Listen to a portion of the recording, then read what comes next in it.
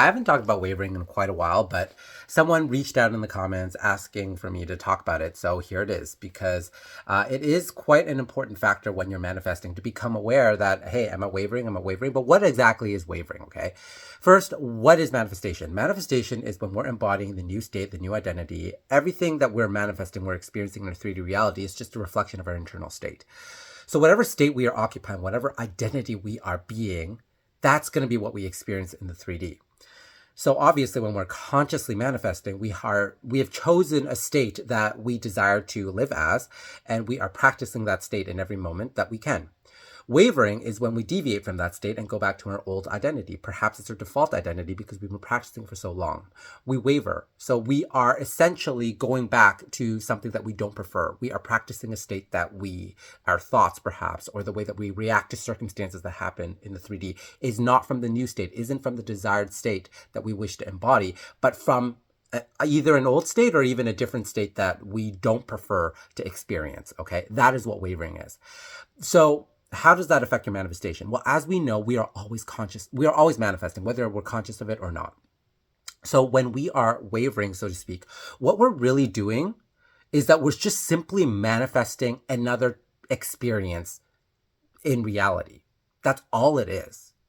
So I want you to stop looking at it as if this is what I want and wavering means that I'm not getting that. No, wavering, what it really is I'm manifesting this through my state of identity. But when I waver, I'm really just manifesting something else. It's like I'm manifesting an apple. And when I waver, I start thinking about an orange. My awareness is on the orange. I'm manifesting the orange. I'm not manifesting the opposite of the apple, or I'm not manifesting, well, yeah, if I get the orange, I'm not going to get the apple, right? But I'm not, you know what I'm saying? Like, it's just different.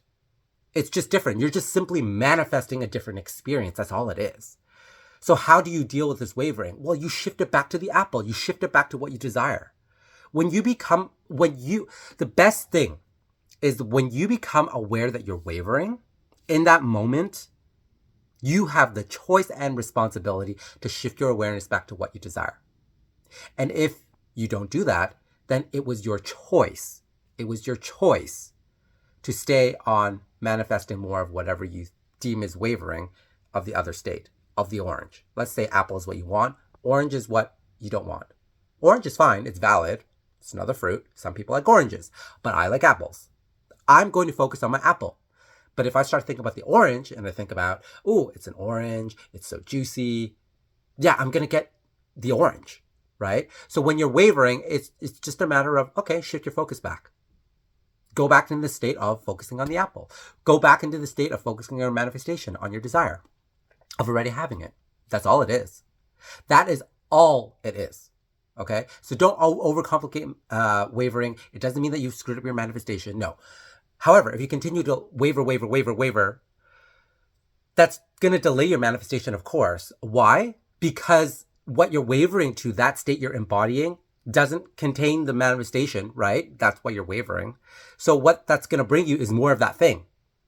That's not your desire. And that's okay. Just shift it back. So that essentially is what wavering is and how to deal with it.